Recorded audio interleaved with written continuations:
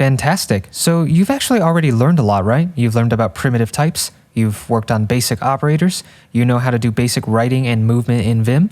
You know how to execute programs at a basic level, and a bunch of other stuff. In this video, we are going to get you set up with GitHub so that you can start pushing or uploading your code. I'm a firm believer in giving you exposure to the boring hard stuff early on first, and then the more you see it and work with it, the better you get at it. Now, follow these instructions very carefully. CD to your home folder, and then type this command, ssh-keygen, K-E-Y-G-E-N. This generates what's called an SSH key pair. You don't really need to know the particulars of it right now, just know that it's there for security. I've already generated a key, so I'm not going to go through with the... okay.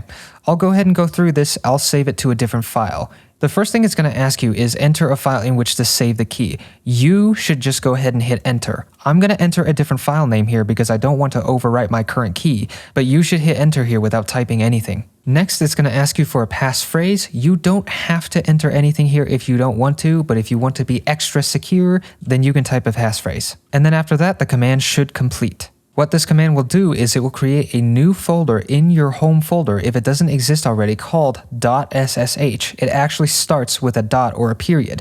So go ahead and type cd.ssh to go into that folder, and you should see a couple different files. At the minimum, there should be an id_rsa and an id_rsa.pub. You likely won't have a known hosts file, don't worry about that. This is your SSH key pair. id_rsa is your private key, and id_rsa.pub is your public key, which you will upload to various other places like GitHub to authenticate your user. Never ever ever share your private key. Now let's go ahead and upload your public key. Here's a new terminal command, cat, short for concatenate. Concatenate actually combines multiple files and spits out the result, but if you only specify one file, it's basically like printing the contents of a file to the terminal. So if you do cat id_rsa.pub, remember your public one, not the private one, you should see the contents of that public key.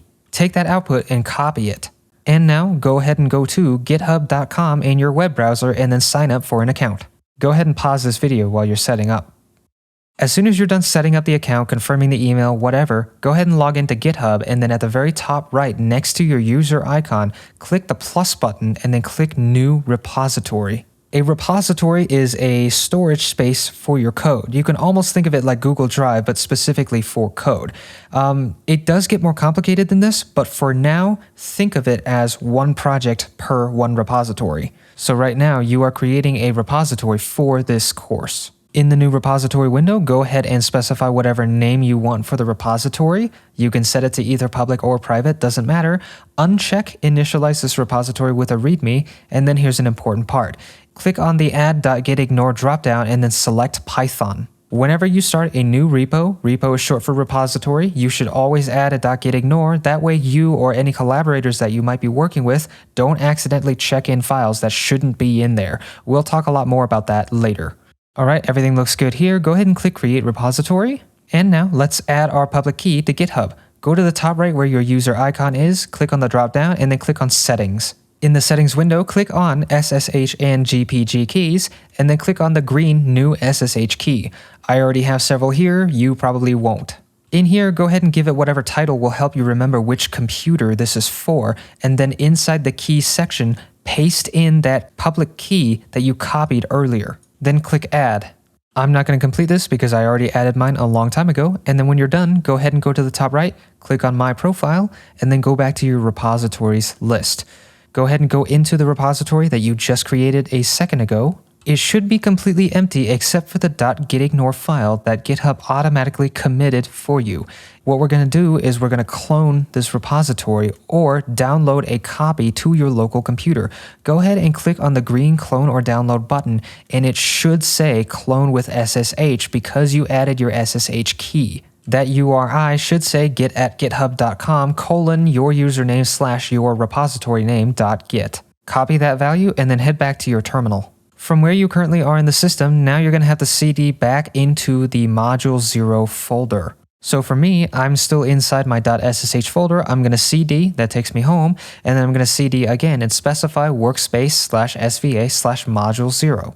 And now run these commands, git init. This starts a repository or starts tracking history in this folder.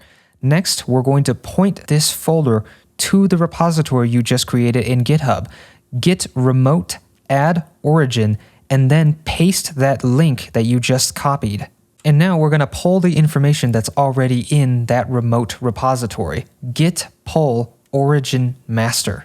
This should have pulled everything that was in the repository down to your local computer. You can confirm this on Mac and Linux by typing ls-al. You should now see .git and .gitignore. Whew, okay, we got past the boring and crappy logistics. Now let's actually start learning how to use Git and GitHub. First command, git status. Git status will tell you all of the files and folders in your repository and whether or not they're currently being tracked. Earlier, I made the comparison to repositories being Google Drive for code, but that's technically not correct. With Google Drive, if something's in the folder, it automatically gets synced and uploaded. With Git and GitHub, you have to explicitly specify which files and folders you want to upload. And so right now, we don't have any files being tracked yet, hence why hello and math are under untracked files. Let's change that. Go ahead and type git add dot. Earlier you learned that ... means parent folder, just one is current folder. You basically just told Git to add everything in the current folder. And then if you run git status again, you'll now see, hey, hello.py and math.py are new files to be committed. This is called staging your files. You're basically telling Git, hey, get ready to finalize these changes on these particular files. And now that these files are staged, it's time to actually commit them.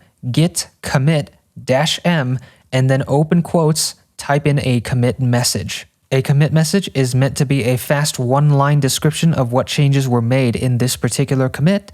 Right now, it doesn't really matter what the message is. I'm just going to say my first commit, and this will finalize a brand new point in history where I added these two files. And then finally, git push. It's going to give you a warning here saying there's no upstream branch. That's okay. Copy that command that they print out for you and then repaste it in, hit enter. And that's it. Go ahead and flip back over to GitHub in the browser and refresh the page, and now you should see the brand new files that you just committed in the repository. Congratulations, you have made your first Git commit. Now, if a lot of this stuff just flew over your head and you have no idea what just happened, that is okay. My goal here was just to get you set up and to expose you to doing all of this stuff once. You've been through the motions before, it will be a little more familiar to you the next time you do it, and we will slowly unravel the details and get you to understand the meaning behind these as we go along. So if you don't understand everything or anything as of this moment, that's okay. Let's just keep moving. Congratulations again on your first commit. In the next lesson, we're going to go over variables, which are ways to store changing data.